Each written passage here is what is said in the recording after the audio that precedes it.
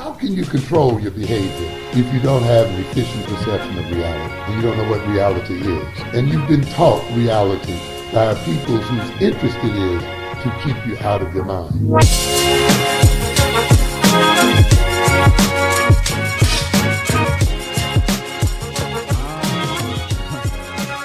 I must say, I was pissed, but I wasn't surprised. Right? You know, when you're working for somebody else, this is the type of shit that you have to put up with. And I say have to because I mean I could not go to work tomorrow, but then there's consequences of that, right? So you got to be with the shits while you're there. So I've been at my position for about, and this is not the first time the company has dicked me over, right? It's actually the third time. So I've been in my current position for about 3 years, and there's levels, right? There's a QP1, QP2, whatever, and it's not even for the promotion. It's not even an interview. You just submit your paperwork and say, hey, I hit, X number of calls, X number of meetings, X number of coaches, whatever. It's like a numbers game. So I qualified across the board for the shits. Another shorty at my job, she applied for the same exact, well, she submit her paperwork for the promotion. And, now I'm not taking anything away from what she puts the fucking work in. Like she's one of the hardest fucking working people out of our entire group. But one, I've been there longer than she has, and two, I applied before her.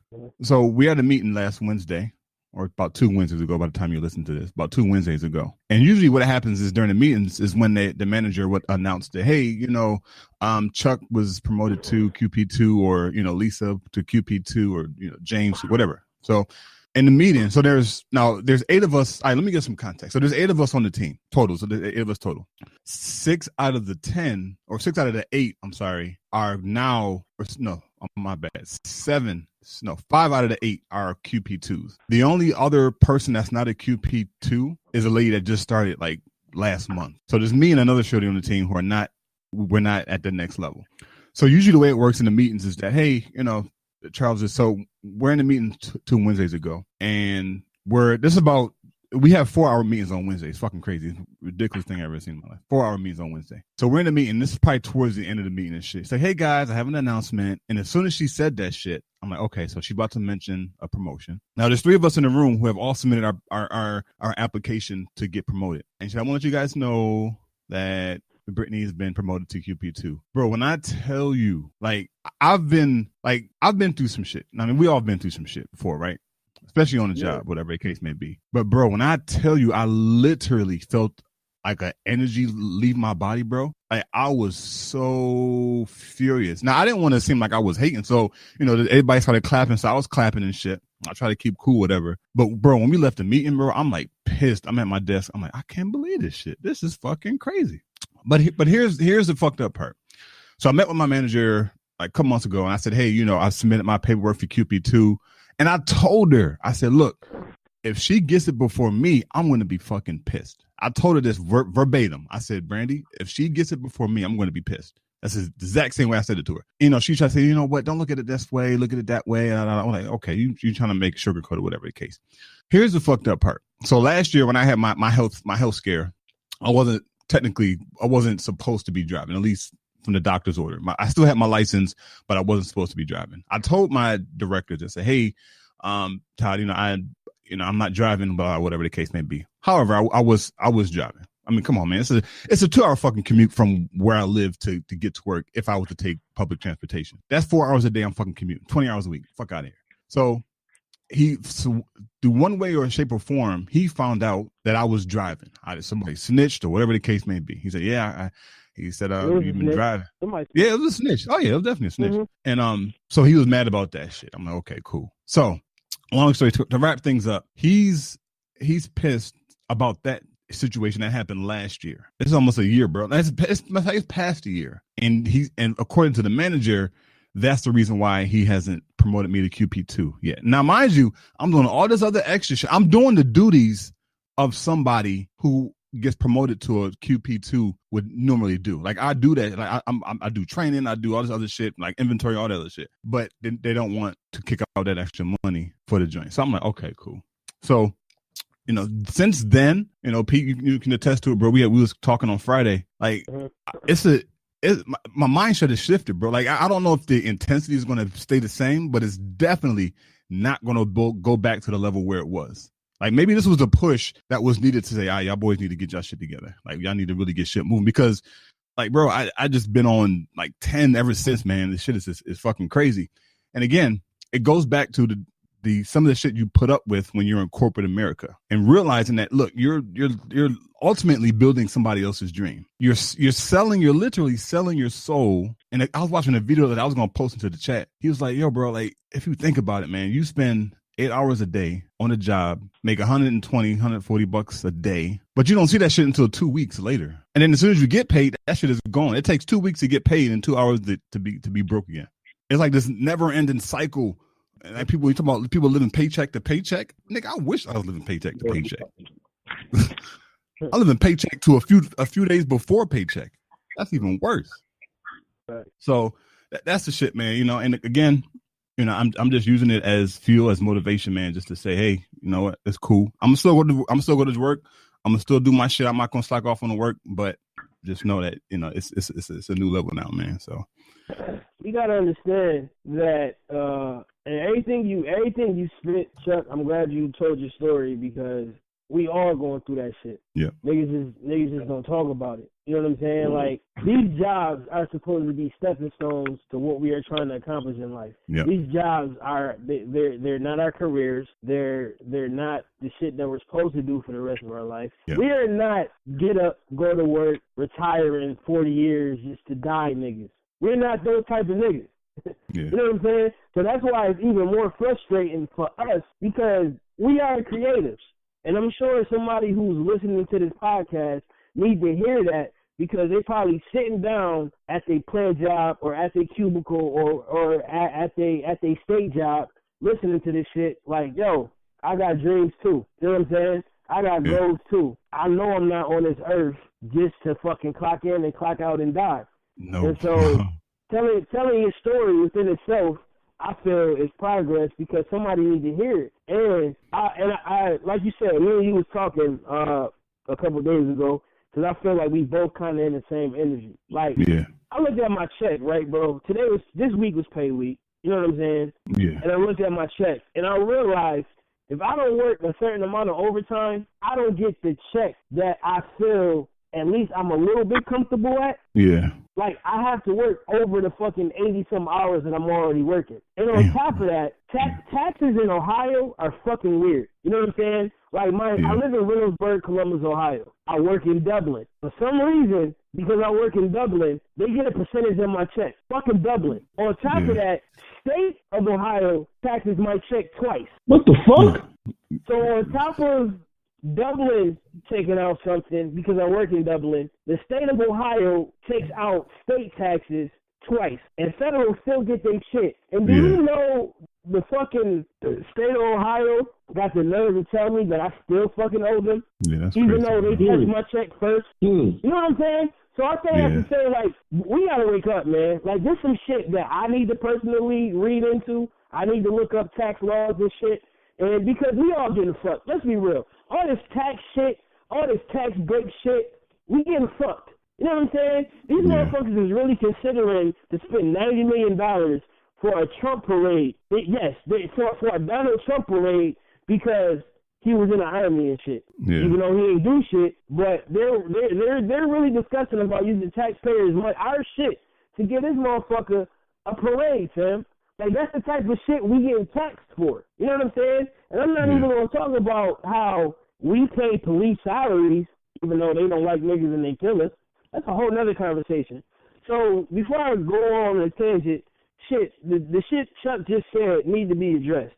You know what I'm saying? Like, we are put on this earth for a reason. Yeah, none of us are really like religious people, but we're spiritual. We do believe in God. We know there's a higher power.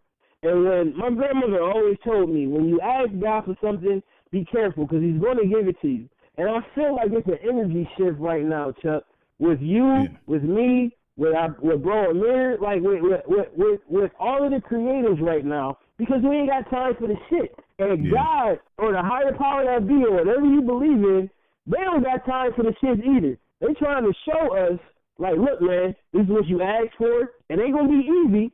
So that means I'm going to give you this, but I'm not going to give you this promotion at the job, because if I do give you this shit, you're going to stay. You're going to concentrate more on the shit that you're not supposed to concentrate on. So I'm going to tell you, I'm going to show you what it's like at this job, so you can get back on the shit and what you're trying to do, and that's trying to be creative, that's trying to leave a legacy, that's trying to spark a business, that's trying to do everything in our power that we can to leave a mark and leave our history in this world, bro.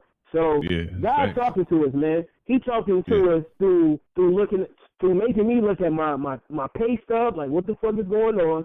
He's talking to you through like, nah, bro, this ain't for you.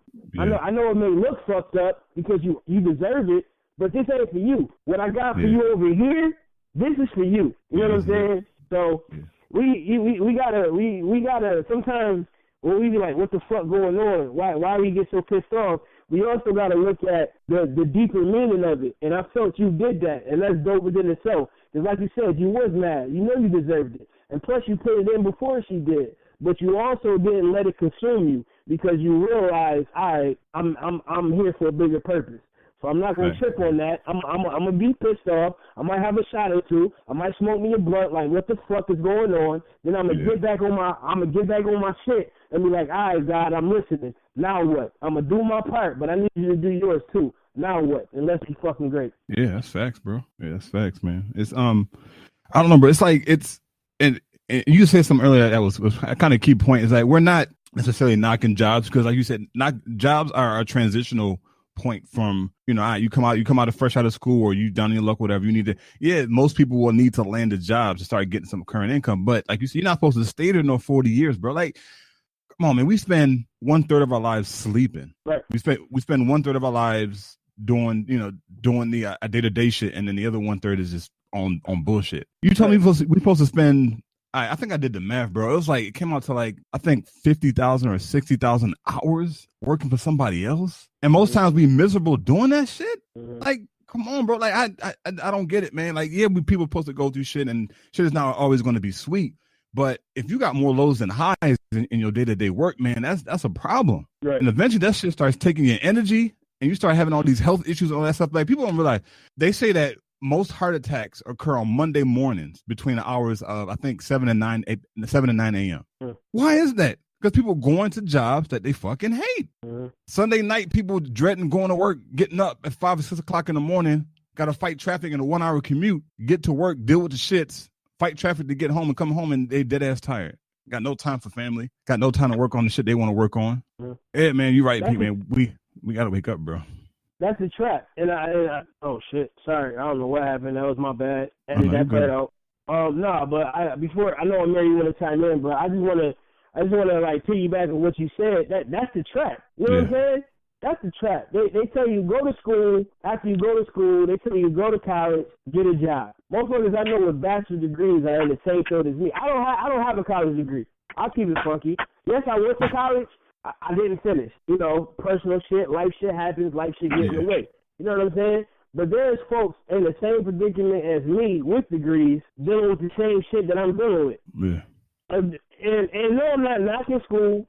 Education is key. It all depends on what type of education you get, though. That's a whole other story. But that's a trap, fam. You go to school, you go to work, you work for however amount of years you work, you retire at 60, 65, maybe 70, then you die. That's the trap. Yeah. And who sets these traps? The rich motherfuckers that's already got it. Yep. You know what I'm saying? The people that control these laws.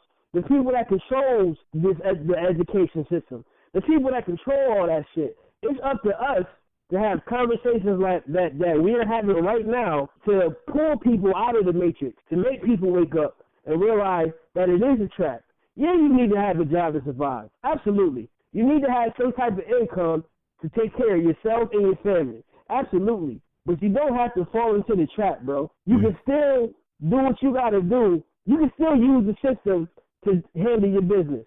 Yeah, I'm going to get up Monday and go to work. But you know what? Tomorrow, I may have a different attitude waking up because I'm having a conversation today, Sunday, about what the fuck we going through now. So I say that to say you got to find ways to get through the traps, man, and this is one of them. Yeah, you can be on such a high one moment, and then you come down to it, and then you get low, you get funky, you get into your damn, what the fuck, your insecurities come in. We gotta remember that we human, man. It's always gonna be a bill we have to pay. There's always gonna be some type of setback. There's always gonna be some type of life obstacle that we go through. But understand, in order to be great, you're gonna go through some bullshit. Just don't let the fucking bullshit consume you to make you second guess yourself. And that's where we all fall at. And that's where we got to come together as brothers. That's where we got to come together as fam and realize, nah, nigga, it's cool. Yeah, you're going to be down for a moment, but we know that we are creators in our minds. So we know we are better than what they try to tell us we're better than what they try to tell us we are, if that makes sense. Yeah. You know what I'm saying? So I say all that to say, man, listen, it's going to be good days, it's going to be bad days, it's going to be fucking terrible days. But don't forget the mission. Don't forget the goal, man. My bad, Amir. I know you want to hop in, bro. Well, I'm just gonna say, go ahead and get right into it, though, man. So, oftentimes, what God doesn't let you have is more of a blessing than what He lets you have. Say that again. Say that one more time. Oftentimes, what God doesn't let you have is more important. Is more of a blessing than what He lets you have. And a lot of times, what you actually get is not the work of God, but the work of the devil. Shout out to Steve Harvey. This is not funny, bro. Yo. Oh man.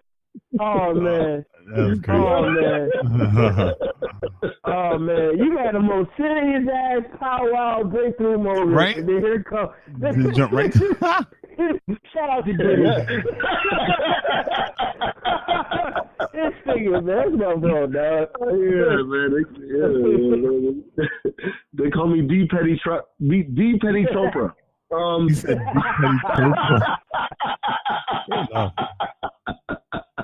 Yeah, man, but seriously though, man, honestly, it's been a lot of times you go for promotions or you go for things in life, and honestly, it's the things that God takes out of your life that's more important than things He actually puts in your life. True. So, the job and shit and whatever else, that's all bullshit, man. It ain't shit. You didn't want to be there for life anyways. Am I correct? Say it again. I said you didn't want to be there for life anyways, right? Oh, definitely. Right. Yeah. So you would have only got more comfortable. That's true. Sometimes God has to put you in uncomfortable positions to actually make the right decisions. When you're comfortable, you make decisions based off of your comfortability and not based off of sense. That's facts. Yeah. That's real, man. That don't get talked about enough either. Like you hit some points, and the reason why I'm saying it is because I take that shit to heart. Like sometimes it's cool to be comfortable, especially when you got a family. You know what I'm saying? Especially when you're not just taking care of yourself. You know what I'm saying? Like it's easy to fall into that comfort zone, but you're still not happy. That's what gives motherfuckers heart attacks, man. You know what I'm saying? Because you're not happy, even though you're comfortable, your bills paid. Like you're not happy, bruh. It's okay to be happy. It's called the Black Church. Oh shit. Oh, we going there? Okay. Let's take it there. And the words of my brother Ove, let's take it there. Let's take it there. Being comfortable with something that does nothing for you is called the Black Church. Yeah. It's called the Civil Rights Movement. It's called marching. It's called hope for Barack Obama. Oh, speaking of Barack Obama, oh man. All right, bro. Yeah, so because it's crazy, man.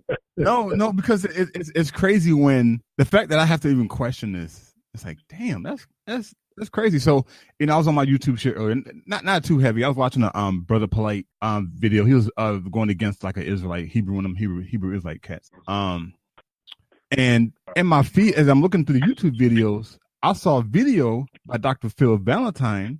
I didn't watch it yet. That says something along the lines of Barack Obama is the son of Malcolm X. I'm like, what? Oh no.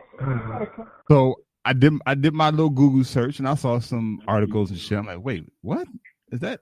How's that even fucking possible? So until I do my research, I can no longer speak on. I don't know if y'all boys heard anything like that along those rumors, but apparently Barack Obama is the son of Malcolm X. Man, if you don't get the fuck out of here, bullshit, man. Charles, man, stay off this goddamn shit, man. You gotta relax, man. Come on, man. Barack Obama was the son of George Bush. Huh? Oh shit. Oh. Barack Obama was probably the son of George Bush. His daddy's white, his mom is black. Oh, Man. They didn't want to know that the president came from a crackhead down there in Chicago. Hello. Oh, shit. Fair enough. Fair enough. He was born just like Tupac was. They got him early.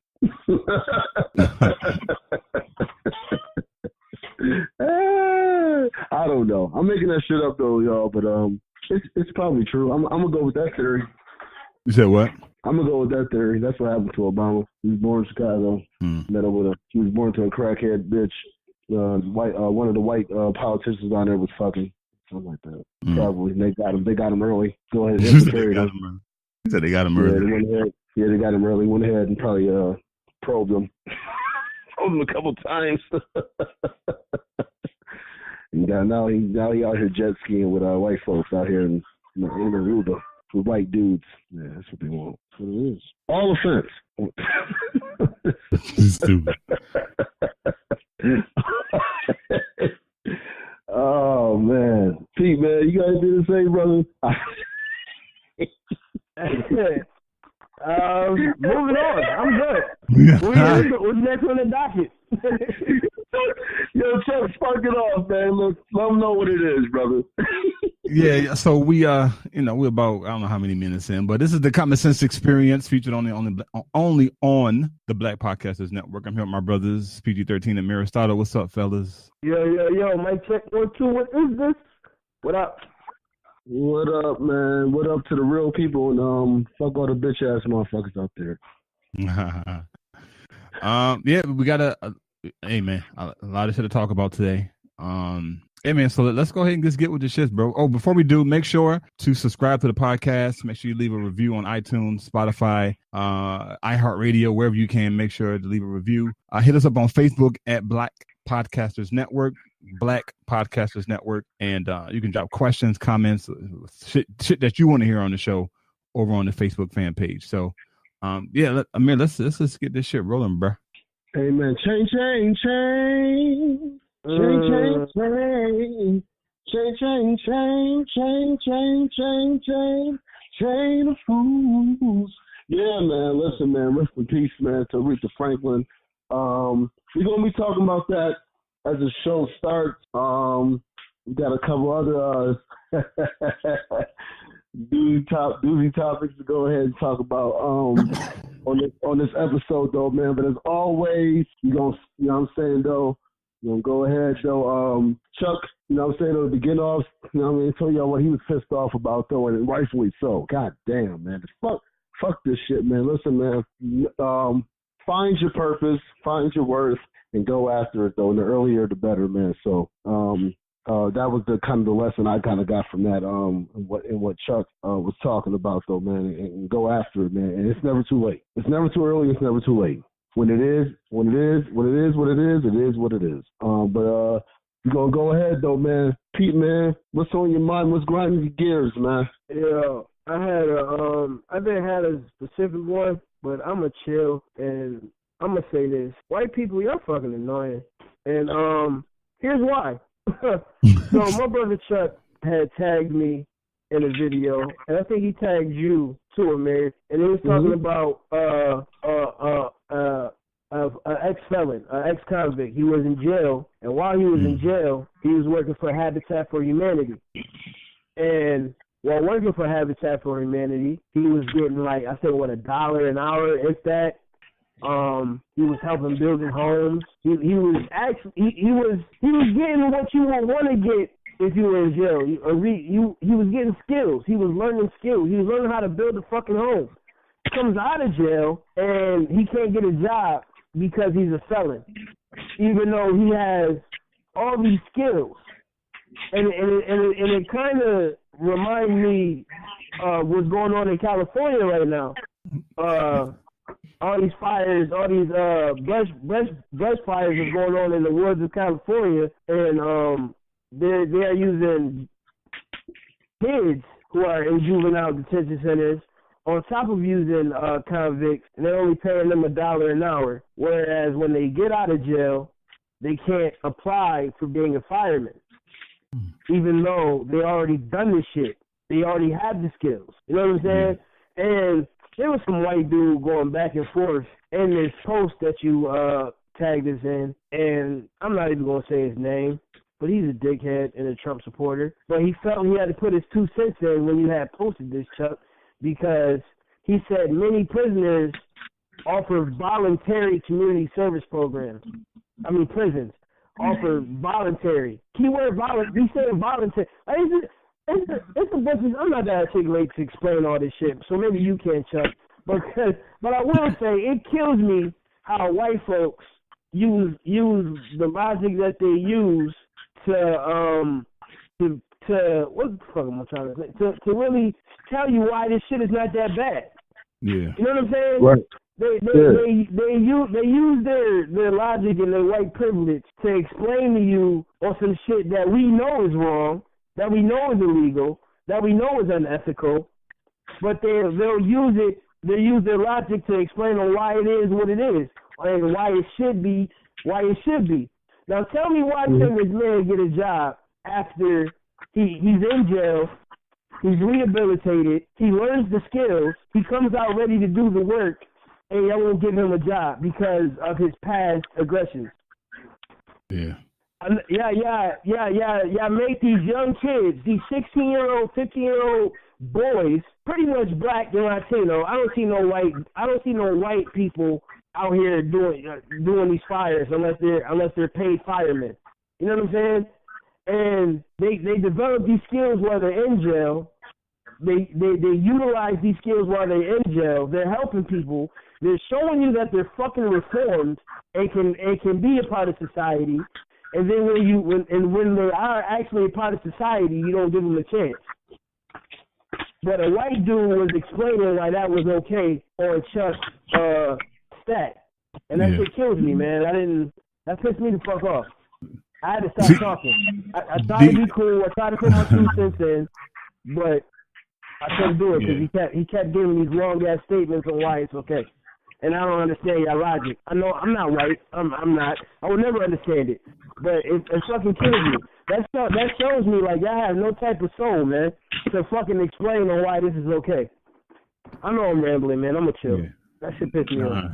He the problem is he tried to sound articulate in his responses. He tried to make it seem like he knew what he was talking about. And at the end of the day, if we just use common sense, like cut through all of the bullshit, the mumbo jumbo and shit. Like, no, that's fucked up. See, a lot of people may not know. They may know, whatever the case may be. But prisons are private institutions, so they're not held to the same laws as the state is. So in some states the minimum wage is like $7.25. If you're a prisoner, you're not under state jurisdiction. You're under private jurisdiction, which is why they get away with paying these niggas 50 cents an hour, $1 an hour. It's modern day slavery in its fullest form. Like, how can you debate that? Like, it's no type of logic or articulate or fucking number of degrees, whatever you fucking have, can justify that that's not modern day slavery. Just look at they're the fucking same shit. Only difference is they getting paid. And if you want to peel the onion back, as my brother Pete usually says, is that in prison in slavery they were provided with the shit that they needed to live and survive. Right? They were able to eat. They were able to do all the shit that prisoners do. Prisoners are confined to a strict schedule, and it's fucking crazy, man. And it's people like him that kind of reinforce the idea that, and I think I may have said this on a couple of episodes ago, is that bro, Satan rules this fucking earth, bro. Like, and that's the whole purpose of the spiritual elevation shit. Is like, it's for us to get past that demonic influence that these motherfuckers have. Yeah. And religion, I'm sorry, religion is not going to get you there. It's not. Religion's going to keep you, unfortunately. It's going to keep you in that box.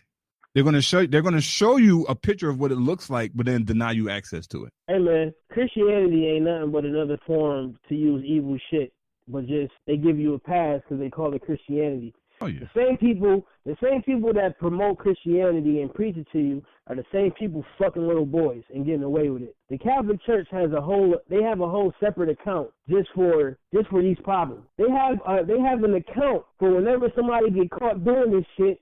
They have money for it, fam. This dude that was on the people like this dude on your stat. These are the politicians. These are the governors. These are the people who think that way. This motherfucker kept saying how Habitat for Humanity is a Christian nonprofit organization. Despite all the shit we said that this fucking organization does, especially with prisoners. On top of that, this man also kept using many prisons offer voluntary community service programs to nonviolent offenders as a way to reduce their sentences. No, fam. Prisons, they use voluntary community service programs to feed their pockets. Yeah. Cheap labor, and they're voluntary to the people who they're trying to make use the programs. They're not voluntary for the prisoners. They make you do this shit. Yeah. So it's like I'll be the person to come in and just use common sense. Holler at my show that I do with my brothers, the Common Sense Experience, which we're on right now. I'll be the one that come in and say, yo, wrong is wrong, right? It's wrong for Habitat Humanity to use this brother. And then when he gets done, when he serves his time, you mean to tell me the same people that use this brother for his services can't help him when he gets out? Yeah, he a felon, but they can't help him some type of way. It's called Habitat for fucking Humanity, man. Yeah. But nah, the white dude want to use logic and want to use big words and want to use different terms to make the person such as me who just uses common sense to make him feel like he inadequate to have that conversation. And that turns stirs up the pot and making niggas like, whoa, damn, maybe we are wrong, maybe we don't. No, I don't give a fuck how many more books somebody reads or how many more big words. I can use soliloquies. I can use a whole bunch of big words. I just use one, inadequate, in the last sentence. Pete, what I did. I'm a beast. I'm a writer. It's prop. But no. Listen, that's not cool, man. Don't feel inferior when y'all having these conversations with people who want to use big words to try to hide the real truth. Fuck that. Wrong is wrong. Habitat for Humanity, the non-Christian profit organization, is fucking wrong. The people who are using juveniles and blacks and Latinos, they're forcibly using these people to fight fires for $1 an hour, that's fucking wrong. Period. Yeah, that's facts, bro. I mean, and anybody who tries to justify that that's correct is they're fucking stupid. I'm sorry. There's no easier or nicer way to say you're fucking stupid. And Pete, you said he was using logic. He was using flawed logic. Like his shit wasn't even making sense. He was so programmed with his idealistic beliefs, and I think he was military, or whatever. So that further even more. Well, right. That's a whole other story. Yeah, he was military. Right. He's a Trump supporter. Come on, man. Like let's wake up. Anybody who supports Trump identifies with his ideals of what America should look like. There's no way around it. That's like me. That's like somebody saying, hey, yo, fella, I support Hitler. What? You support Hitler, nigga? What? You know how many? Real quick, bro, because my original grinding the gears, and maybe not for this show, but next show maybe we can pull up the brother. I forgot his name, but he was a news anchor, and he was talking about how they use Colin Kaepernick sitting down for the flag, how they use veterans as an excuse, how they use the military as an excuse for Colin Kaepernick kneeling for the flag, but they use that as an excuse to take it away from the real agenda, from the real reason why Kaepernick was kneeling, right? Yeah. So what's baffling to me is how any military person can follow this fucking dude or can be a Trump supporter. He uses y'all for fights.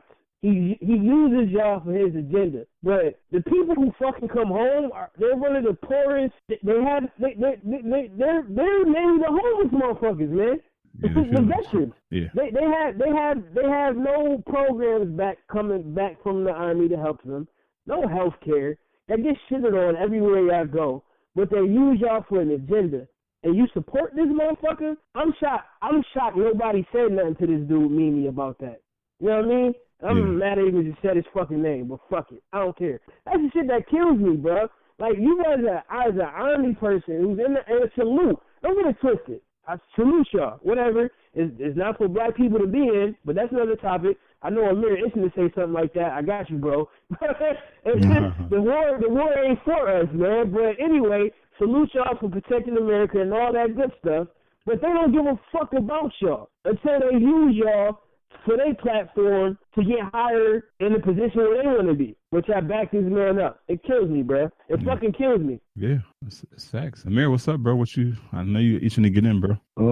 You have to avoid and dismiss white people like they do when we mention black issues, when they mention their issues. You should support 9/11.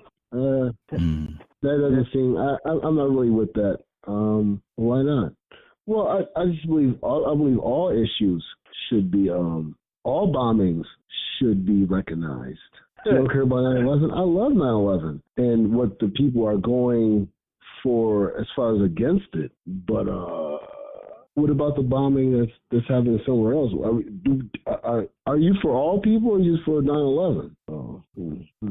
You don't care. You care more about the Oklahoma City bombing, but not the Chicago killings that's going on. Oh, you want me to care for your people, but not for mine. I don't got time to play games. And so, in my opinion, we have to. It's not a petty thing. It's about caring about us first thing. We got a lot of shit we got to do. Don't nobody see their cousin being jumped and then seeing somebody they don't know being jumped and then helping somebody that they don't know first, right? Facts. Yeah, we got to worry about ours first, and that's why I said I don't want to give this person time, but I don't.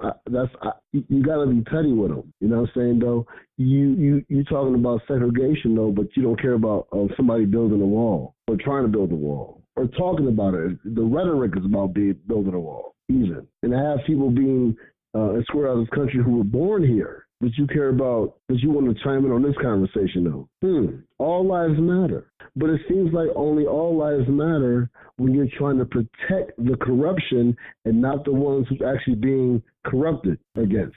Where are you when Kareem kills Dalvin? It seems like you're only around when Mike Brown is killed by Darren Wilson. We don't got time for games. I don't got time to fuck around with these people. Life is short.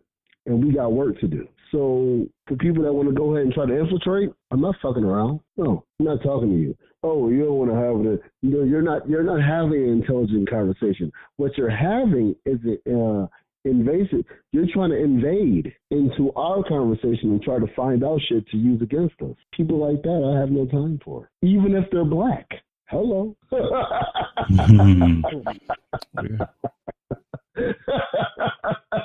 Shout out to Jesse Jackson and Al Sharpton. But listen, shout out to the pastors that were at the White House. Them faggot fucks. So I ain't no time for games, man. Listen, when I see it, I'm like, that's why you see what I said immediately on the joint. We didn't need to talk about it. What it was, it is what it is. You got a little shine today. Good luck, sir. It won't last long. There's a racist right behind you that's even more brolic, but more intricate. But yeah, man. We see what it is. We don't have time for the games. We call it right out. I have no time. I said it immediately. Fuck out. Put this person off the stat. Take this person off. We don't have no time to go back and forth. For what? We're wasting time. Black people, we do not have time to debate with the enemy right now. We're not going to change their minds. Trying to change their minds is hope. And hope in what? You have not gotten a glimmer of hope since you've been brought here. So what the fuck are you hoping for? And hoping for what? For them to do what? To change? Why the fuck, if I got it good, would I change? For the betterment of mankind? That's how you know Jesus wasn't white. What white person have you known in history has actually done good for mankind? Hold on, I'll wait. Shit. Yeah. In totality. Since you always look at us in totality, we're all gangsters, we're all thugs, so we're going to look at your history too, in totality. Am I right or wrong? And in the majority of them, that we know of, they're only doing us based off of what they want to make. We basing off of what y'all actually do. We ain't got time for games. I ain't got time to fuck around, man. Fuck them. Oh, you got a Trump train? All right, we have no reason to talk. But I voted for Trump for this. All right, we have no time to talk. Have you heard this? Have you heard his rhetoric? You can love Trump, but I gotta hate Farrakhan. Kick rocks. Yeah, thanks.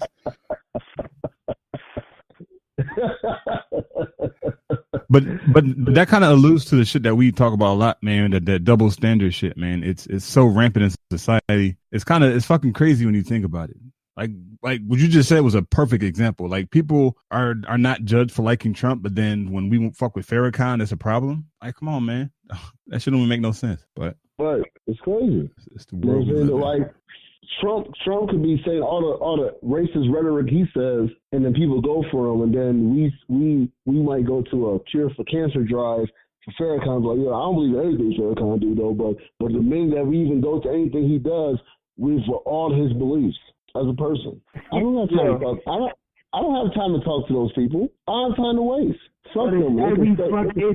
It's everybody. You know what I said? I'm sorry.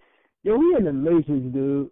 Like, for real. Seth, Donald Trump, this nigga got mad allegations against him from sexual discrepancies alone. We're not talking about being sued by companies. We're not talking about the bankruptcies. Let's just talk about the motherfucking lawsuits he got against him for being a fucking sexual predator.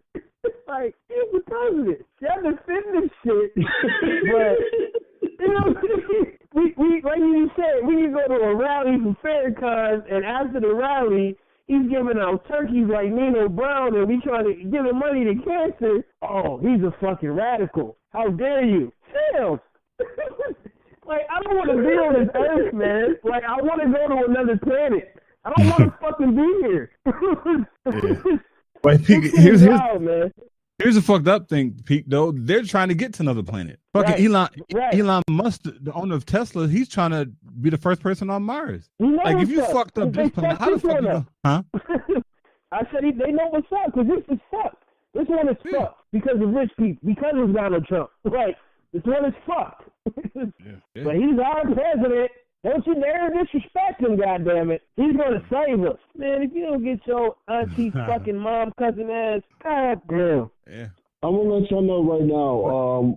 Go ahead, Chuck. Now, really quick, here's what's the most scary part of it. While all of these news channels are quote unquote bashing Trump, and he's under investigation, his lawyer was arrested, Donald Trump putting Jeff Sessions on. If he wasn't benefiting literally a handful of people, he would still not be office. He wouldn't be in office right now.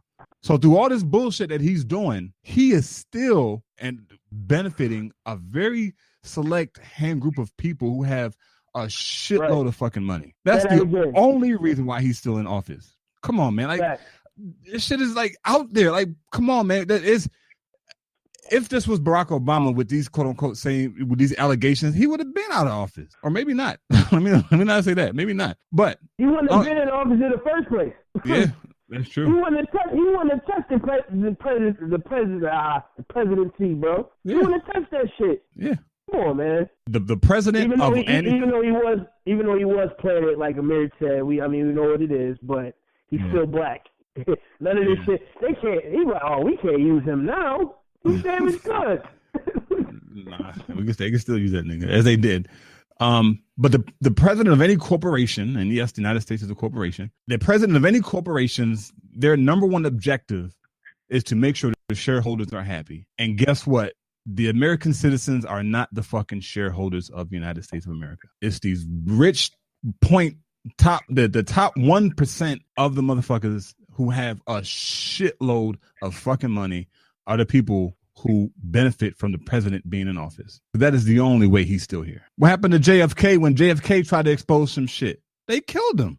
There wasn't no, as a matter of fact, his assassination video is actually on YouTube, and I watched that shit. And you know how they say he was shot from behind?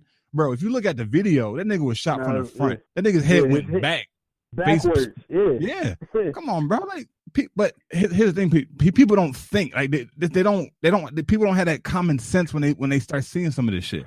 They just believe what the fuck they're told. No, JFK was exposing some shit, and that's why they killed him. Martin Luther King was exposing some shit. That's why they killed him. Malcolm X was exposing some shit within the Nation of Islam, and this is not facts. I don't know, but I'm presuming they had something to do with his murder. Come on, man. People are scared of the truth, man. When you start exposing that shit, you could become a threat. You know what, Chuck? He said Malcolm X. Real quick. Malcolm X. No, go ahead, my bad. No, just real quick, because he said something about the truth. Like, no, people are scared of the truth. We live in today's world where we have access to information. So the truth is no longer hidden. The people just don't want to recognize it, or they stay hidden from it. You know what I'm saying? My bad, Amir. Go ahead. No, I just want to say that Malcolm X was murdered the way that Pac was murdered, and it was in front of everybody. It was meant to go ahead and get them out the way and scare those who they were closer to. Biggie and Malcolm and Martin Luther King have a parallel the same way that Malcolm X and Tupac do. So I want to make sure that rhetoric is out there, because it's going to be made to seem that it was inside, and yeah, it was inside, but it was inside of those who were infiltrating from the outside in the government. And so when you make it about, like with Pac, he might have been killed by gangsters, but there were gangsters that were brought off by the government. Malcolm X might have been killed by the Nation of Islam. There were people that infiltrated in the Nation of Islam and then go ahead and do that. So to do that by the government. Martin Luther King and Biggie had a parallel that was very, very similar. You know what I'm saying? And so in killing them, they want to go ahead and send a message. And Biggie, like I always say, he woke up. He said, "Whoa." When Pac got killed, I said, "Whoa." And when Malcolm X got killed, you've seen how Martin Luther King talked from 66 to 68 in his conversations. Versus how he spoke before. It was very non-coonish. And so I want to make sure that rhetoric is out there about that, brother, because I know a lot. I could say a lot more, though, but I'm gonna let it be like a John Lennon song for right now. Bars. Bars. This nigga said bars. Nah, man, but this, it's true spit, man. It's I don't know. It's one of them things where you get to a point where you realize that you either gotta speak out or stay silent. And if you stay silent, you're going with the status quo. Right? It takes a lot of courage to do what Malcolm X did, Martin Luther King did. They were very well aware of the consequences of. Are you simping or are you pimping? Fuck, man. Pretty much. Sure. Let's sum it up. Yeah, let's not. Yeah. Are you somebody pimping? That's it. That's what it comes down to. And that ain't gotta be with bitches. That could be in just in life in general. Are you simping or are you pimping? Fuck. That's what life is. Are you simping or are you pimping? Are you the hoe or are you getting the dough? I don't know. And if you are gonna be a hoe, at least get some of the dough.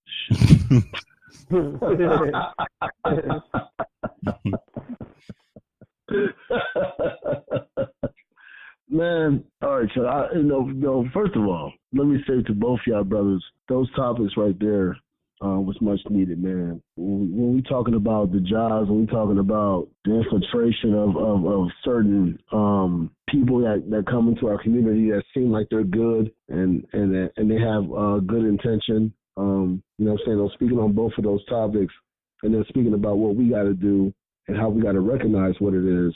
Even with those who have the same complexion. Hello. Like Paul Mooney said, though, there's some graham cracker niggas out there, too. Oh, shit. Yeah. And so we got to recognize that, though, man. I appreciate that, brothers.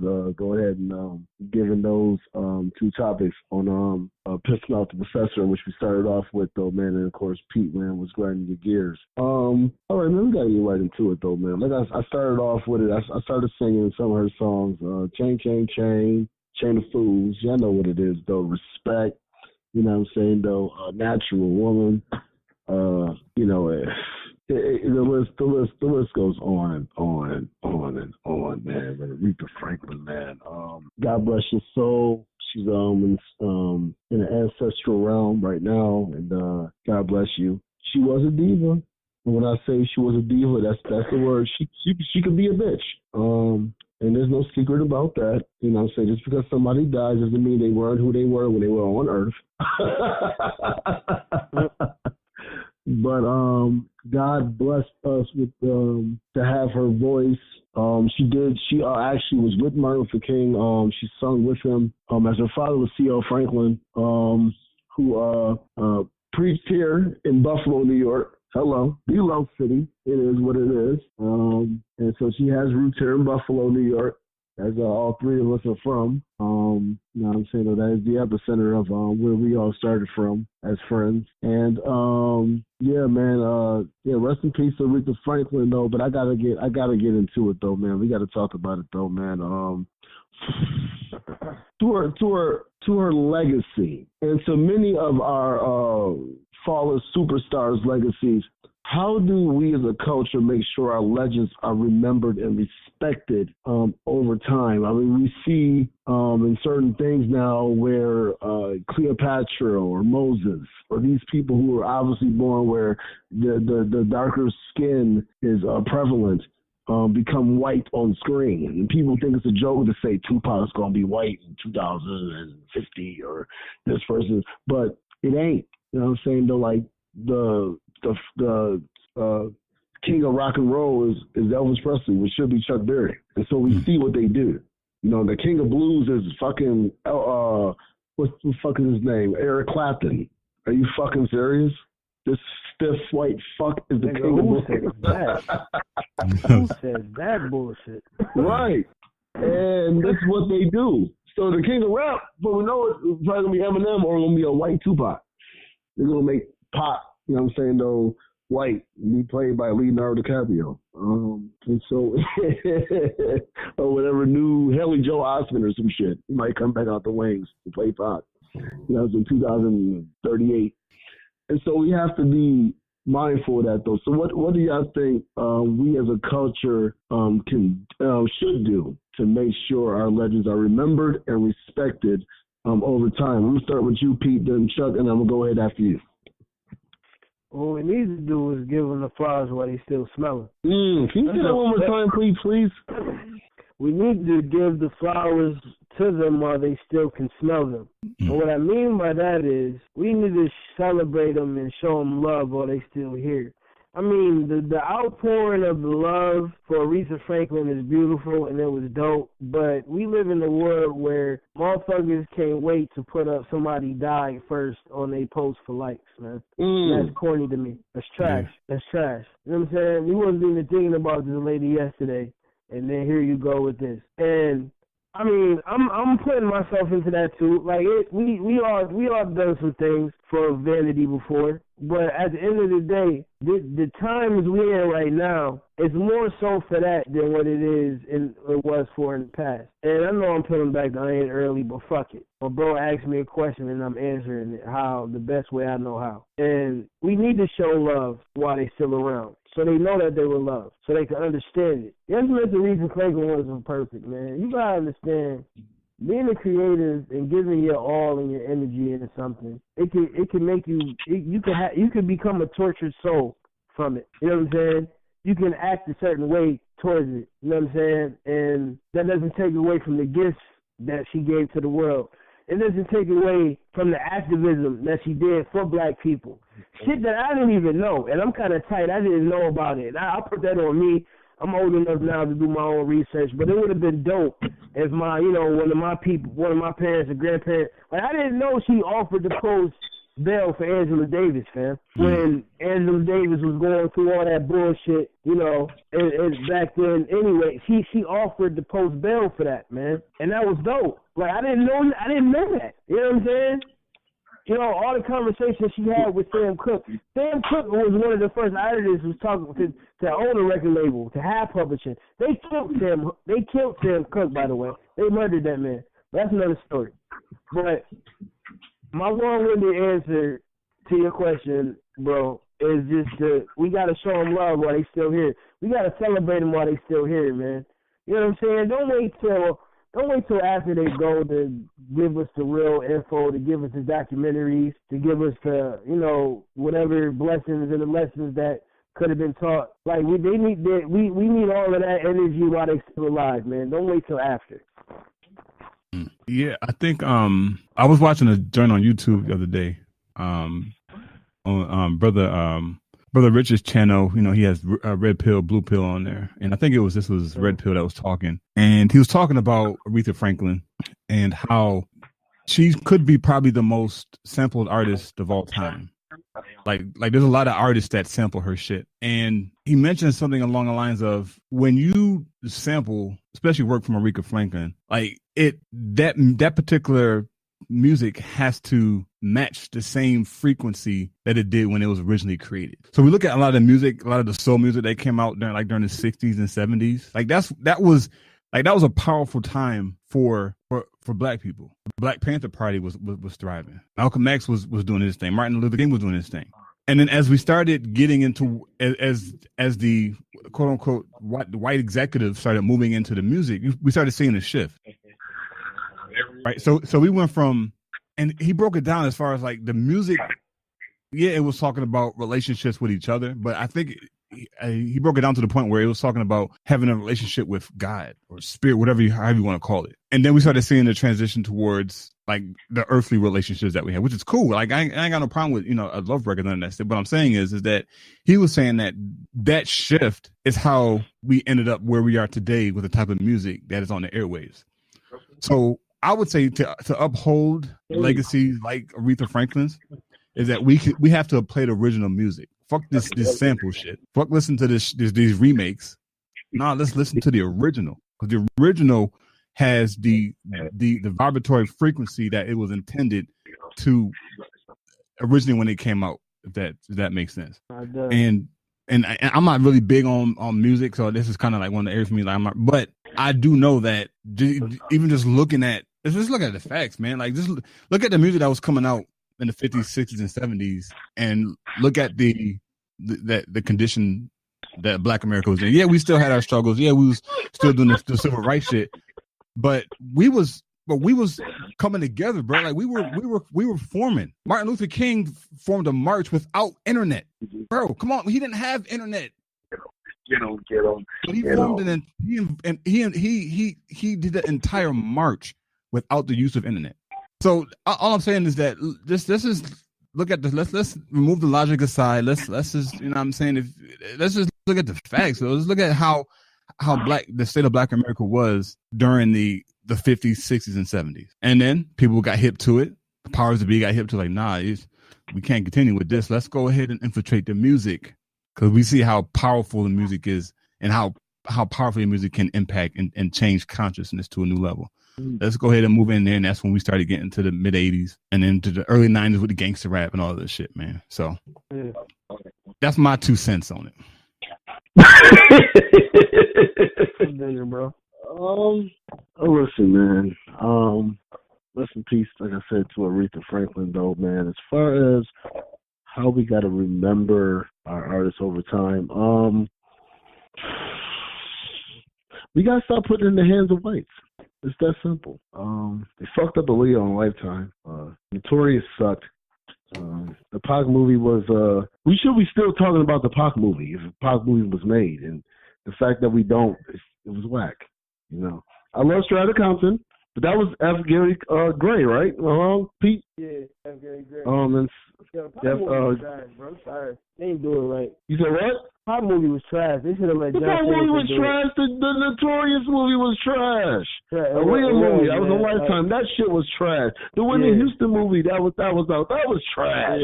Yeah. Like, we have to start letting them create the narrative of what we are, though, because eventually, I'm saying, what's going to be a popping movie is the white Whitney Houston, the white Pac. I'm saying, the Eminem movie was popping. It wasn't an Eminem movie per se. It really was. 8 Mile. 8 Mile was at least a good movie. Whether you say it's a very good or great, that could be depending on. But you can't. I think most people at least say it's good. The Pac movie sucked, and he looked just like Pac, and it still sucked. And so we have to stop allowing other people to create what we can create for ourselves. We are, like you said, Pete, we are the creators. Yeah. And if so, we are the creators. Why are we depending on people to go ahead and distribute it for us? That's how we have to learn business and teach that to our children. You selfish bastards that want to pass on generational dependency. You fuckers. Go get a good job. No, make one. Be that job. You are the creators. White people, as a majority, do not create. They go ahead and wait for us to create, and then they take or recreate. What they call it. That's facts. That's what they have. That's facts. That's what I'm saying though. White people as a majority don't create. They recreate. You know what I'm saying? They're great tracers. Yeah. Remember that shit when you had to trace in school? Yeah. That white person was always probably the best in class. but check out the rhetoric that they use, and I get so mad when people refer to that new age shit. Like, this is not new fucking age. This shit is This shit is Egyptian. This is ancient. This is thousands and thousands of years old. This is not new age. We've been flying. Yes. We've been doing this. We've been no math. Y'all still can't figure out the pyramids. Are you out of your mind? You're more advanced. You're more advanced. No, they're not. Let me ask you a question. If you feel somebody is dumb, let's go back to when we was younger. I know people, it's going to be controversial. Fuck. Nobody felt like they had to go ahead and bog down the rump. So we called them. We were younger. And no disrespect now. That's what we said back then. Right or wrong. We were kids. That's fact. We didn't know better. We called them rumps. And nobody felt like they had to keep oppressing the rumps. Even if you ripped on them, you didn't feel like, oh shit, oh man, one day the rumps might go in. We got to keep creating shit to go ahead and keep down the rumps. No. Black people, we have the least resources. We have all this stuff going, yet these white people, you know how fast white people age? They get no sleep. Trying to keep us down. Yo, the Sarah Sanders chick, she the same age as Beyonce, ain't she? She like 32. The Huckabee bitch? Huckabee bitch, yeah, her. Yeah, the Huckabee bitch. Yeah, she's younger than us. Otherwise, she might be the same age. I don't know. She's 30. Is she the same age now? She around our age. Yeah, she like 32, 33. There you go. So we can definitely say she's around our age. Are you talking about Huckabee Sanders, the press house secretary? Damn, I thought she was in her like 50s, bro. No, that bitch like Hacksaw Jim Duggan. Yeah. It looks like old Kylie Kardashian. The old Kylie. Yeah, bitch like Big John Stud. Look. Yeah. The bitch off Matilda. Ooh, that's like she about to body slam somebody real quick. Yeah. She like Shallow Hal when he got off the spell. The bitch not Shallow Hal, nigga. The bitch is Shallow Hal. Oh shit. Damn. Oh. Bitch, you look like a white Forrest Whitaker.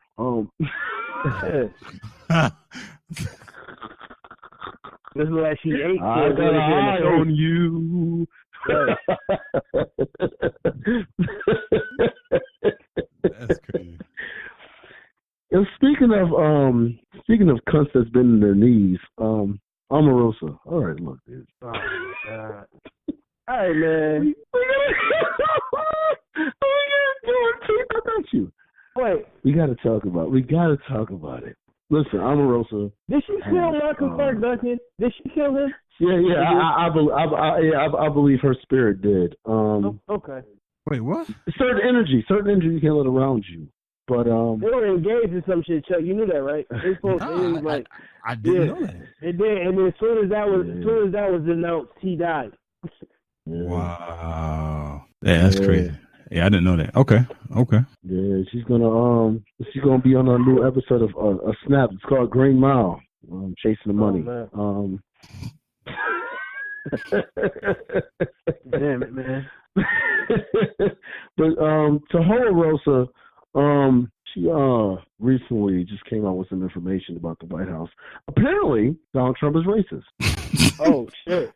Damn. Holy shit! shit. Yo, drop that bomb.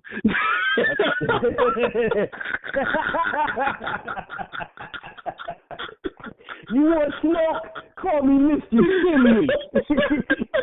Yo, drop that bomb. You know, Trump is racist. But yo, I thought his neck was just red. I thought his neck was just red. All right, though, man. But it's getting, yeah. So I didn't know that about our president, and now that I know, fair enough. Okay, so I'm gonna ask y'all: do y'all think that there was a book and actually a movie called The Spook Who Sat by the Door? Do y'all think that Omarosa is a spook who stayed on her knees, or is she just a bitter bitch who lost her job and now and trying to act like she is about something? And should we blacks trust her? She's selling the book, man. Like, come on, like you said, Chuck, she an opportunist. Yeah. She's selling the book. She out here doing interviews for a fucking book. You know what I mean? You trying to get in where you fit in. Like, if you got tapes, cool, fucking put them out. You know what I mean? But they ain't gonna do shit that we don't already know about this man. Like you said, he's making corporations a lot of money. We have a Russian spy, sexual predator, reality star as a fucking president. It's not by accident. Yeah. You know what I'm saying? So what the fuck you gonna do, Omarosa? How are what you gonna say or anything you put out is gonna affect what the fuck is already going on? You know what I'm saying? Like, that shit corny to me, man. It's trash. Yeah. And we should move on from this topic because she gets enough fucking airtime as really quick, Pete. I don't know if you saw. I think it's. I mean, this is an old episode, but you know how. So we're about to go into the conspiracy theory shit. Really quick. But you know how. The Simpsons, right?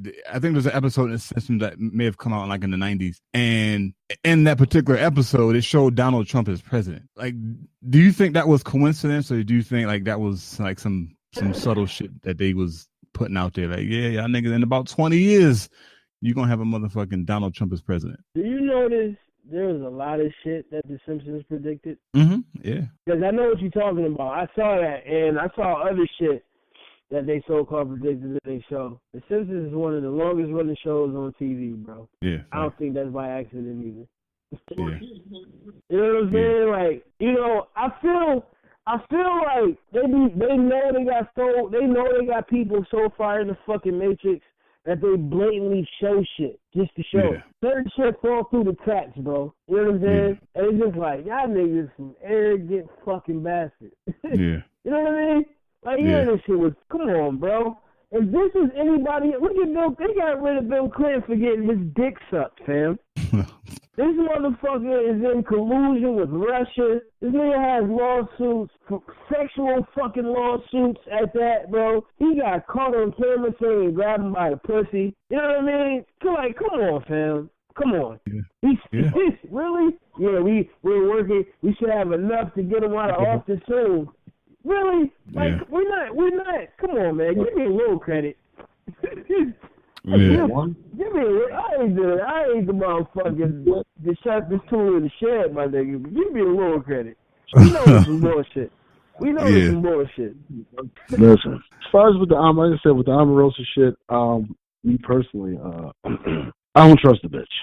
She's about social media consumption. She does that though, so I'm not with her. Not gonna fool me once. Shame on you, fool me twice, shame on me. No, that shit though. And then fool me after that though, then I deserve to be fooled for life. Though I'm not with Omarosa. I'm not with I don't know. Well, I guess to get to a second part of it, do y'all think that cooning is sometimes can be to our benefit? Yeah. Meaning those who coon for us to go ahead and actually get, cause some people have to infiltrate. We talked about in the beginning of the spook who sat by the door, whatever though. So you know what I'm saying, we talking about the spook who was on her knees. So can cooning actually be a beneficial thing for black people? Do y'all think that? Bruh, if it wasn't for if Coonan never existed, the Nat Turner revolt would have changed the ways of the world, and we would be living different right now. no, man. Coonan has no place. Yeah. No, sir. Well, I guess by cooning, I mean, can it be a temporary thing to make a revolutionary movement as far as infiltration? No. Because in order to be classified, Coonan killed the Black Panther Party. It destroyed it. Yeah. Coonan destroyed the fucking Black Panther Party, bro. The only party that mattered. Fuck this Republican shit, this Democratic shit, all this bullshit, because it's all the same any fucking way. Coonan killed. Look the history up. Look what divided the party between Huey and the other homie. I can't think of his name right now because I'm going on a tangent. You know what I'm saying? Motherfucking working with the people to destroy the Black Panther Party, bro. Like, no, man. No. Yeah. Because in order to be classified a coon, you had to be accepted by white America. Mm-hmm. Mm-hmm. I don't know if y'all agree with that premise or not, but in order to be considered a coon, white America has to accept you. And if you get to that point to where white America accepts you, you've done some shit to get to that level. So no, cooning, no level of cooning whatsoever won't help at all. Yeah. What is white America? So, go ahead, B. Nah, I was just saying like that. For you to break it down, you have to be. You want to be accepted by white America. Like, what the fuck has white America ever done for us? Yeah. Why would you want to be accepted? You know what I mean? I don't know. I'm going deep into it, but you know what I mean? Like, that's bro. Yeah. Like, an example would be Bob Johnson, right? Bob Johnson had BET, Black Entertainment Television.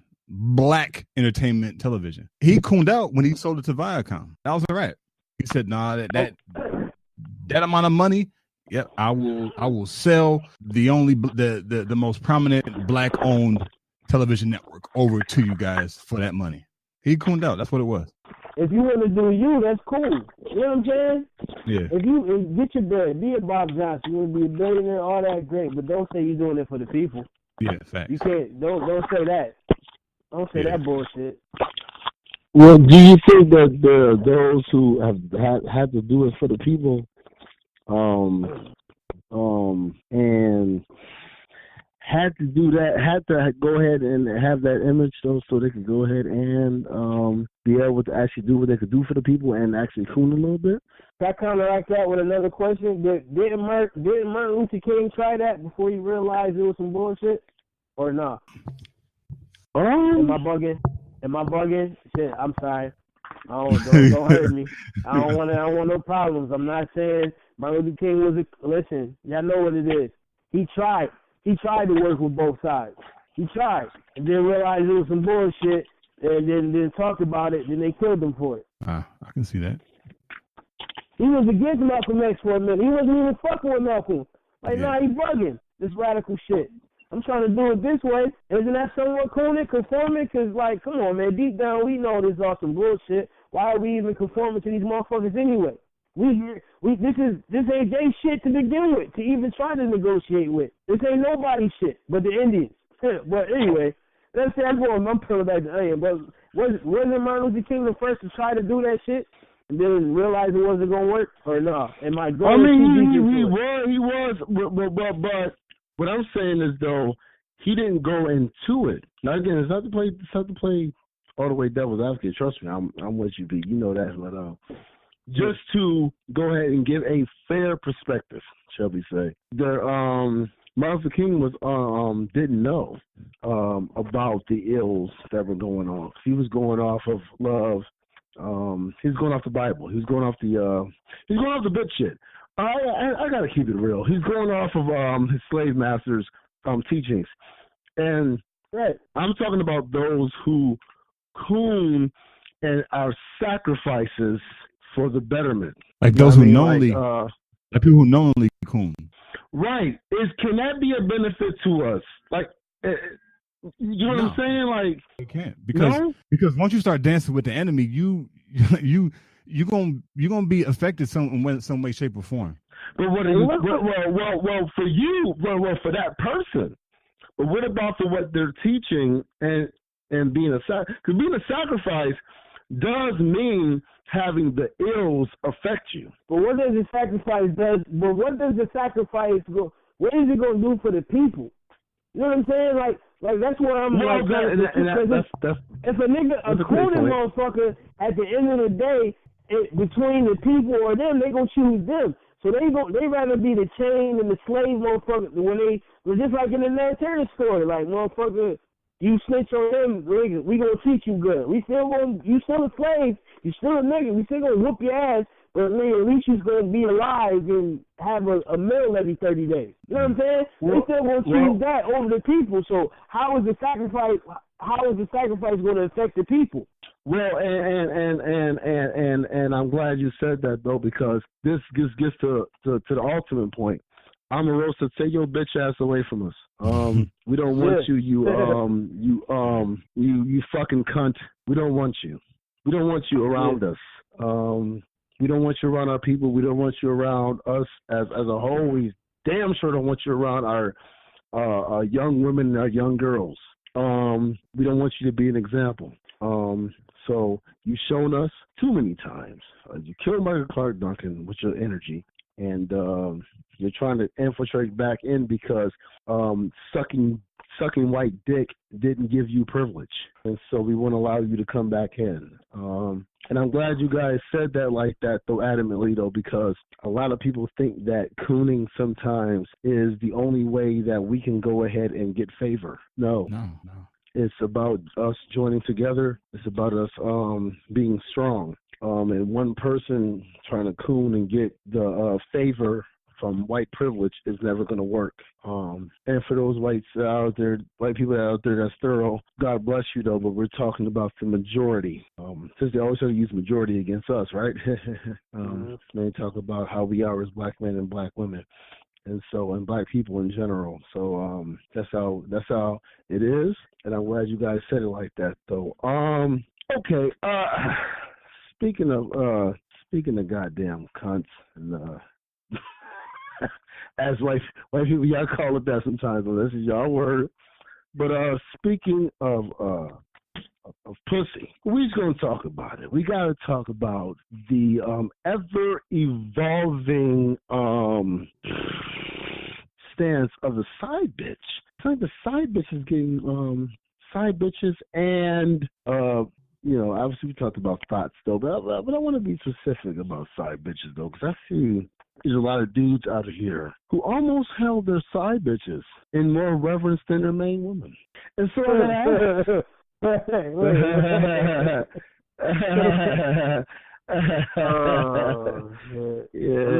inspiration behind this one. We'll talk after the show. And it really came from shit I saw on Facebook, to be honest with you.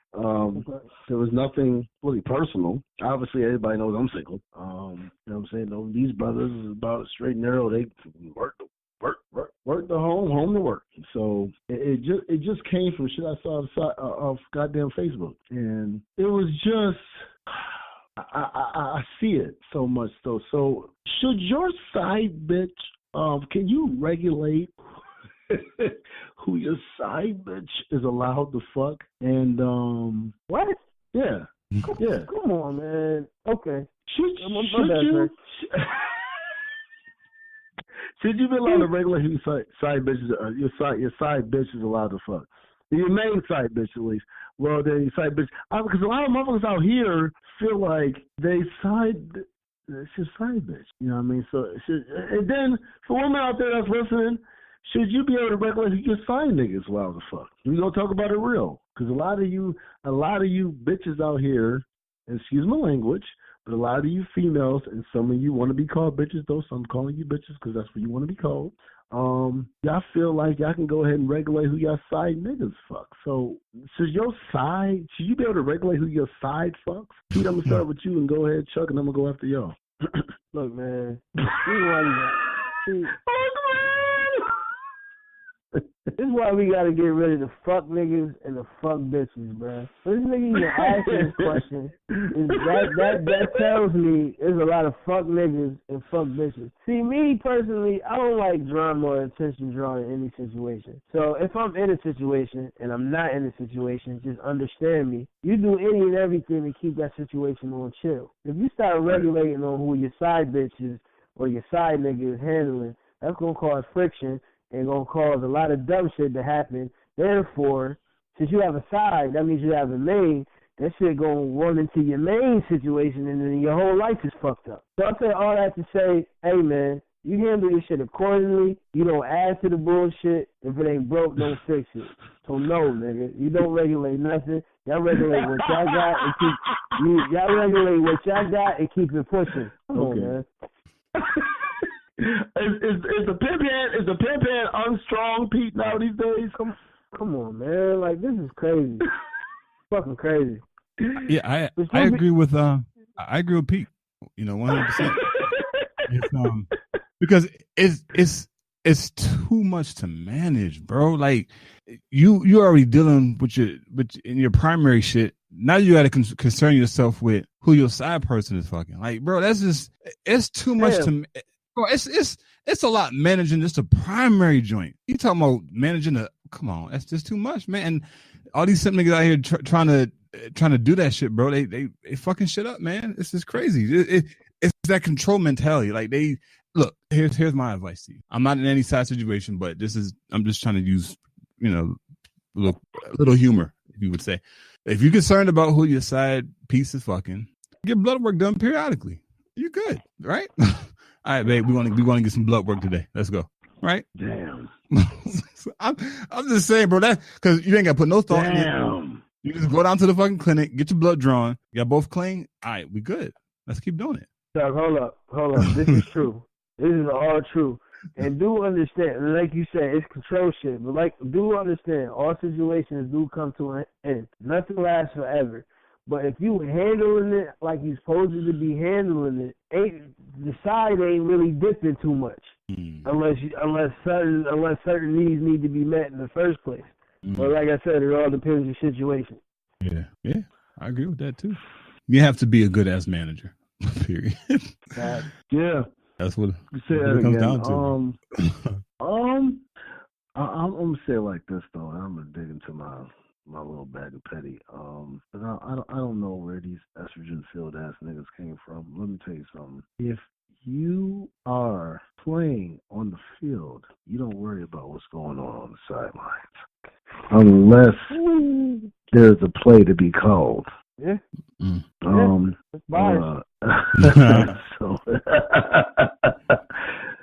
So for you,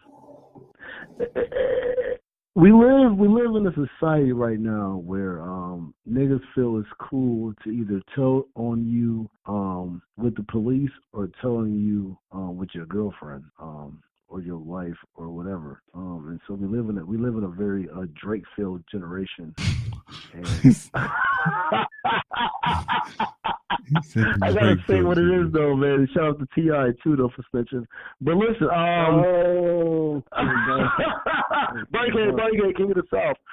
Listen, I'm just but and that was digging into the petty though, and I'm being petty though. But we live in a Drake-filled generation. Niggas is either gonna tell you with the police. Well, he said Drake-filled generation. A Drake-filled generation, yes. Yes. Okay. Everything that Drake raps about is the bitch shit, right? Fair enough. Photos. Oh my God! You took my girl. I want her back. I'm gonna snitch. I'm gonna tell that you're cheating. That type of shit.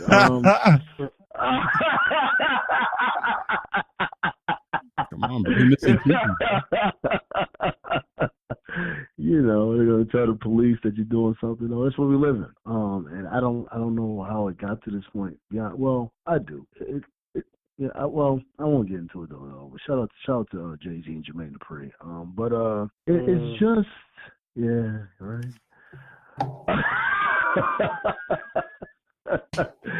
It is what it is, though. Love him, man. Stay on the run, Jay-Z. But it's just that that you see what it is in this generation, and I as far as with these goddamn people that infiltrate into it, like Leo Cohen, that infiltrate into our culture or whatever. Though I see it. I see the bitch shit that's allowed. I see people like The Weeknd who suddenly become hip hop, and all these other people though, and it's like we have to go ahead and make sure we regulate the rules, man. Like if you got a side bitch, there is no reason why you are worried about who she's fucking, unless you really want her to be the main bitch, which that should be your focus. And if you want that to be the main bitch, why are you fucking with this main bitch and then not fucking with the side bitch? And you have to figure that out for yourselves, because there's no reason why you should be fucking with a main bitch that shouldn't be a main bitch. You weren't allowed to disrespect the main bitch back in the day if you was a bitch. Shit would happen. Now you can. These hoes is acting up and these niggas is letting them. Shout out to Meek Mill, man. It's one of your best lines ever, brother. That's one of your best lines, man. Because these niggas out here is cotton candy. Sweet as gold. For real. All right, man. Got anything more to add to this joint? Nah, bro. I'm good, bro. All right, man, let's get into the Trailblazers. All right, man. As always, we go ahead and mention our Trailblazers past to present.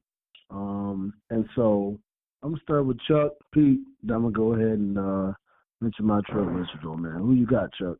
I got I think I may have mentioned her before. Michelle Alexander. She wrote a book called The New Jim Crow: Mass Incarceration in the Age of Color Blindness. I just want to read a quote that she has in her book. She says, "We have not ended racial caste in America. We have merely redesigned it. By targeting black men through the war on drugs and disseminating communities of color, the U.S. criminal justice system functions as a contemporary system of racial control, relegating millions to a permanent second-class status, even as it firmly adheres to the principle of colorblindness." Right? And that was, and this, I wonder if we were to comment on that white boy we talked about earlier that was on the Facebook status, to put that quote there, I wonder what his response would have been. Like, I wonder what logic he would have used to try to justify the facts of what I just read. So shout out to Michelle Alexander. She's she's big on criminal justice and the whole dismantling of black men through the criminal justice system. So The New Jim Crow, it's on Amazon. I just actually added, I haven't read the book yet. I actually added it to my cart. I'll probably be ordering that on like next week or some shit to go through that. I'm pretty sure he would say if blacks didn't do crime, they wouldn't be arrested. Yeah. That faggot fuck him.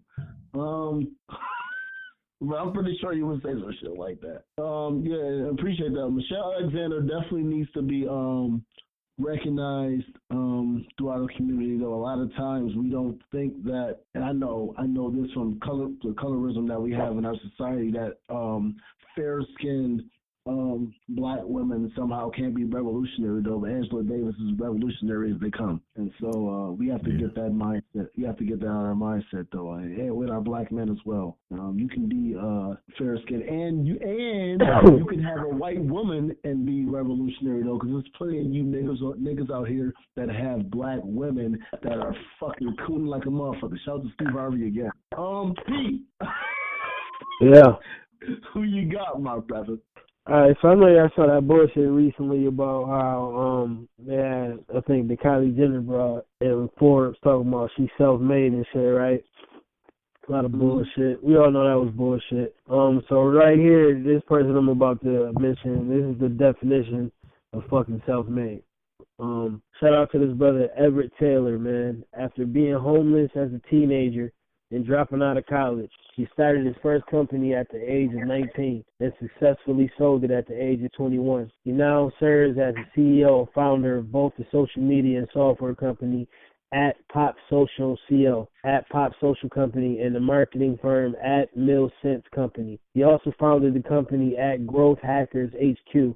As a marketing executive, he became the youngest executive ever at the popular commerce company Sticker Mule, and led startups and other multi-million-dollar acquisitions. This man is worth $30 million, so under the age of 30. So Everett Taylor, man, shout out to you, brother. That's the definition of self-made. Yeah, fact. Yeah, that's dope. Yeah, man, I appreciate that, though. Pete, what's that name again? One more time, Pete. Everett Taylor. Everett Taylor. All right, man. Shout out that, man. I appreciate that, giving that information right there, though. Mine is very simple. Go ahead, Chuck. Say it again. You want to say something? No, go ahead. Yeah, man. It's just mine is very simple, man. Rest in peace to Aretha Franklin, and to our UN Secretary General Kofi Annan, who just passed away at 80 years old. It's so hard as a black person when you know about politics to give acknowledgement to politicians, though. But Kofi Annan, I say this, though, because I can only imagine being UN Secretary General, how hard of a job that had to be as a black person. He was for us. He had a good heart, though. So did Nelson Mandela, but he was used. But he was a person that tried his best within the institution of racism, white supremacy, to make a way for us as the black people as much as he could within the system. So I just want to go ahead and give a shout out to everybody. Kofi Annan, rest in peace, brother. All right, sports. Pete, you ready? Let's get it. All right. We obviously, and I'm pretty sure the audience knows by now, this is 2 years, that Pete, we can't talk about. We obviously can't talk about. We obviously can't talk about the Miami Heat.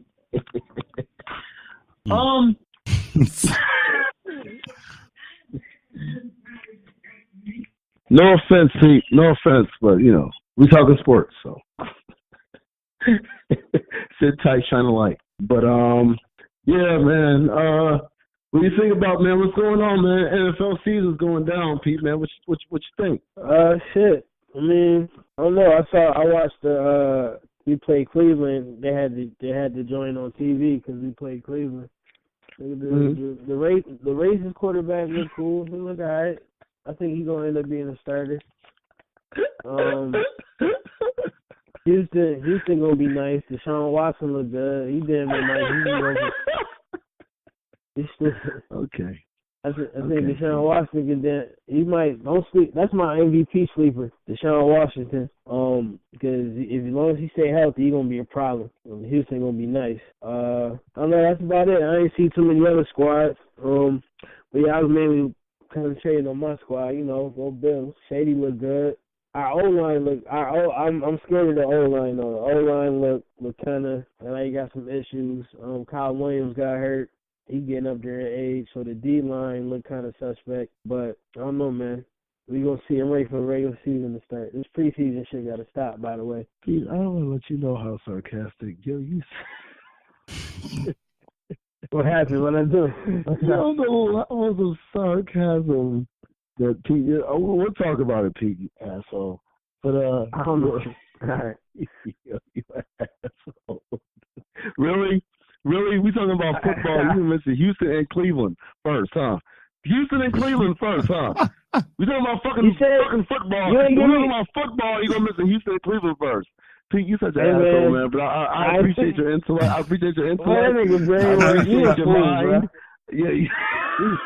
That's how petty he is, Chuck. Like, I wasn't even. We talking football. Those are the only two teams I saw: Cleveland against Buffalo and Houston. Really? Like, you said Cleveland first and then about football. Oh, man. You asshole. Hilarious. I'm hilarious now. Oh, goddamn. Oh, Jennifer. Jennifer whooped this kid, so whoop him. Whoop him, Jennifer. Go ahead. Yep. Yeah. Oh, shit. I'm the kid picking around the corner. I'm gonna laugh at you. On this one. God damn you, Pete. Chuck, what do you think? What do you got, man? What's going on with your Titans? I know it's been since the 90s. What's going on? No comment. No comment. Yeah, no comment. Well, what about the Bills, Chuck? Buffalo, I'm gonna be. That's a home squad, so I always root for Buffalo. I think. Oh, you're a fool. I'm optimistic. I'm optimistic, and I'm hoping we go a little bit further this year. That's all. We go a little bit further. That's it. Charles, you was talking about having hope in a thought bitch. I mean, it's kind of that way, I mean, she pulled through last year, but this year we don't know. Oh man, she might not make enough money on the block. She might not. She did good last year. She did last year. Last year she went further than she did in 18, 19 years. So I'm optimistic that momentum will continue on into this season. Filthy. Hopefully our racist quarterback Josh Allen can suck enough dick though to go ahead and get us to the second round. Yeah, man. Yeah, go Bills and the Colts. We're looking good. We're looking good, right, Pete? Fuck you, Pete. Your Colts, we looking good, right? Colts looking good, right? I didn't even see the Colts, man. Yo, Pete, man, you an ass, man. You gonna mention fucking Cleveland and Houston, and you. I did see Pittsburgh. Pittsburgh, guys. I did see Pittsburgh. See, I know you being petty, you little asshole. Listen, we don't get to the basketball talk. All right, God damn it, we got Carmelo. We doing good. We out here. We about to beat the Warriors. It's going down. It is what it is. Right, Pete? Thank you. Word, fuck. We got Clint Capella. We got Eric Gordon. Gerald Green. We good, baby. Melo starting for y'all. Or he's coming off the bench. That's tough. To be determined. He said to be determined. Him and D'Antoni always had kind of a rocky relationship, right? Yeah. He kind of ran that nigga out of New York. He kind of ran that nigga. He kind of ran D'Antoni out of New York, man. Then D'Antoni. Well, I guarantee you this: he won't run him out of Houston. We'll get rid of him. He got a 1-year contract for $2.4 million. So if it's bad, he can go. We gonna see, Chief. Honestly, I like the team though, but yeah, you're right, Chief. I mean, it is what it is though. Who you think gonna win the East? Man, fucking the Boston stay healthy. They got the clear path. What about Toronto, dude? They had the best record, and the only thing that's stopping is LeBron. They got Kawhi now. Do you think DeRozan is good as Kawhi? Not on both sides of the ball, because Kawhi played D too. Right. Like Kawhi played D. You know what I'm saying? And that's a good defensive team. Yeah. It depends on how they are the best defender in the league. Well, it all depends on Kawhi's attitude, man, because you he want to go to LA. That is fair. So this motherfucker chilling. He gonna be a free agent next year, and he like, man, I'm just waiting to go to LA. So I might not even go higher. I don't want to fuck my shit up. You know what I mean? So it depends on his attitude and what he gonna do. That's fair. Do you think Donovan Mitchell? I look at Donovan Mitchell as kind of like the Wayne Wade dude. This dude's a beast, bro. Yeah, he nasty. That boy nice. I think he's better than Jason Tatum what's the faggot dude in Philly name? I disagree. You stupid, Ben Simmons. What's the dude in Philly name? What's the dude in Philly name? Ben Simmons, man. Ben Simmons. Ben Simmons. I'm not a big Simmons fan. Ben Simmons. I ain't do it. Jason. What's his name? Jason what? Jason Tatum, nice man. Don't do that. Jason Tantrum. You said Tantrum.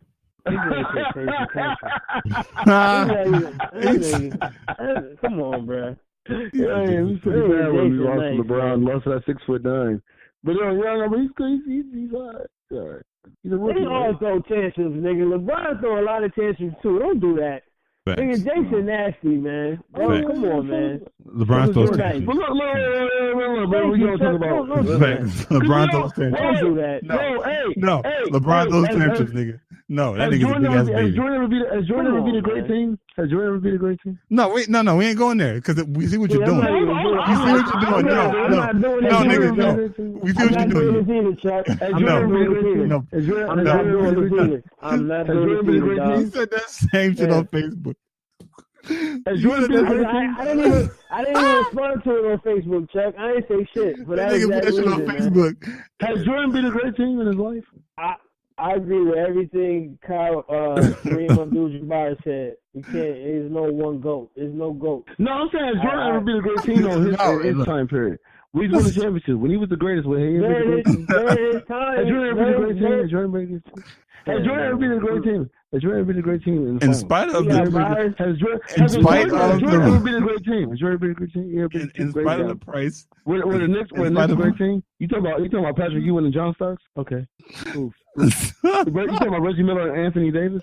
Antonio Davis and Dale Davis? I mean, you're a petty motherfucker, bro. Was Karl Malone and John Stockton better than Jordan and Pippen? Has Jordan ever beat a great team? Has Jordan ever faced a great team? Has Jordan ever beat a great team? Has Jordan ever beat a team that was 73-9? I don't know. But I know he didn't do it. He sucked more dick than LeBron James. Oh yeah, Jordan. Yeah. We definitely know that Jordan sucks a lot of dick. That we do know. Yeah. He definitely has. But again, sexual preference has no relation to whether or not we attribute to that person's greatness or lack thereof. No, yes we do. We can't. No, because if that's the case, then we'd go back to Richard Pryor, like him and Marlon Brando. Like Richard Pryor is funny as hell, but his sexual preference does not take away from his comedic intelligence. Right? No, we can't. The fact that he sucked dick does hurt. It does, but it don't. He's still good at what he does. Comedic wise, what I'm saying is that Jordan did what he did, though. He never beat nobody great. Did Jordan ever beat a great team? Jordan beat a great team in the finals. Wasn't Jordan getting swept by great teams? Sorry, in the first round. I'm not sure. Jordan, I'm not sure if he got swept in the first round or not. Why you keep going back to Jordan, bro? Fuck Jordan, man. I'm not sure if he got swept or not. Did he get swept? Did Jordan get swept in the first round? I'm not sure. Pete, did Jordan get swept in the first round? Pete, I'm asking you. Did LeBron ever lose? Did LeBron ever lose? Nobody better Jordan but this nigga, son. Nobody better but this nigga. Should your finals record count or your playoff record? Yeah, damn. That's crazy. That's crazy. Yo, listen. Let's just...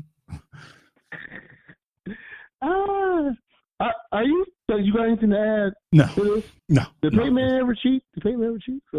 Tom Brady's better than Peyton Manning. Peyton what? Manning ever cheat? What? Did Peyton Manning ever cheat? Yeah. I'm sure he did. Did he ever cheat? Did he ever cheat in football? Yeah, I'm sure he did. To the extent. No. We can't say. I'm not sure. We can't say no for 100%. Okay. We can't make that as a matter of fact statement. But did he get caught? Did he get caught cheating? No. Did he get caught cheating? Like Tom Brady? That he did not. That he did not. And fuck Peyton Manning though, Papa John's ass nigga. You know what I'm saying though? But he still is the best to me. That's all. But he's still a bitch ass nigga though for that Papa John shit though. He probably knew. I'm pretty sure he said nigga a couple times. Oh yeah, he definitely knew the nigga from Papa John was racist. He definitely knew that shit. Of course. Definitely. That's my favorite quarterback ever. But he's still a little racist piece of shit. Just like Jordan. Jordan has sucked a lot of dick and he never beat nobody great in the finals. Building prisons. Yeah, Jordan is building prisons. That's not the Michael Jordan we're talking about. Yeah, it is. Yeah, that's Michael Jordan. That's the nigga that you pay $300 for a pair of fucking sneakers from is building a prison. Yeah, all right. I mean that. So yeah, I know. All right, nah. Let's go into the bars because you're gonna open up another can and whoop ass on these motherfuckers. Oh man. Oh boy. Pete. Yo. You want to go first? You want to go first? Yo. Go ahead. Go ahead, Pete. You want me to go? Because I know you got 2 or 3 ready in the arsenal. Alright, man, I be chilling, bro. I'm just getting to the bars. We chilling. We on some real shit, life shit. You weak now? You weak? What you got? Because I want some, man. Because you on one today, boy. I tell you. Let me check it. Ganja. No, Pete, man, do what you got to do, man. Do your thing. Yo, a 9-to-5 prisoner, check the check slave, power of the dollar, say you just minimum wage. Inside you feel the rage, while plotting on the come up, mind racing, thought pacing, can't sleep because of the hunger. Always dreamt big, but your faith come and goes, because they looked at you funny when you told them all your goals, so you drown in all doubt. Start doing dumb shit, never did sold bricks, but was the driver in the whip, plus had a few nicks in your pocket. That sign it didn't go very far, because the streets wasn't an option. Look, no sucker shit, you knew it wasn't meant, plus grandma was praying just to keep you away from this. Dear God, make sure that I would be listening. Last time we talked, I was contemplating on ending it. A real heavenly conversation. She said, son, don't stress the power of man and have patience. Prop. Yeah. Yeah, listen. Yeah, so the world's unraveling. My mind gets to traveling. Orbit. There's village ghetto land. Body stay morbid. Where homicide is often reported by the forces that keep us off courses. That will make us excel like Belmont steak horses. Instead, we do devil's work for endorsements. Marriages followed by divorces. Attitudes worsen. I'm from the city of New York. We in the borough will be thoroughbreds, like the horses in the Belmont Stakes. So make the unfortunate mistake of thinking of a fake. Nothing here's a piece of cake. Niggas don't ask for shit, they take. It's murders and snakes. Only the strong remain. The rest of their remains remain in the lake. Listen. Never to be censored. As I enter, he couldn't afford Oscar the Grouch. Never alone, a damn Lorenzo. As I get to the core, I begin to dismantle what exists until the foundation has found a center. My rhymes is great like a buffalo tailgate in the January winter. Now, I said that's forward though. Understand though, I'm not no rat, no splinter. What you gonna go ahead? You trying to go ahead, get with this shit? I spit this shit. I rip that shit. Go ahead though, go. Pete, man, get with this shit. Spit it. Wait, what? Get off the topic and see... Stay up the, go. I was trying to freestyle. Go with the freestyle. Oh man, I was listening to you, dog. Bucket though, with my bucket low. Who'd have thought we would blow like this, yo? I don't know where we at, bro. You caught me off guard with the free flow. It's cool though. 100 below zero. I still kill anybody, nigga, thinking they heroes. Nah, ain't no heroes in my sight. It's just me. Best believe young T keep going till he bleed. Nah, no cheese, but I'm all about that dollar. Gotta feed the family, right? I don't know what it is, yo. Lay back with the airflow.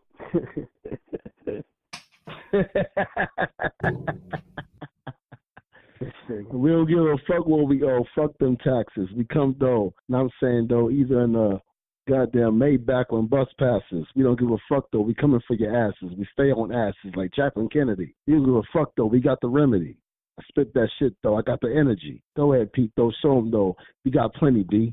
Spit it. All right, man. Look, listen. He telling me what to do. I'm gonna grab my henchman. I'm chilling. Yeah, damn.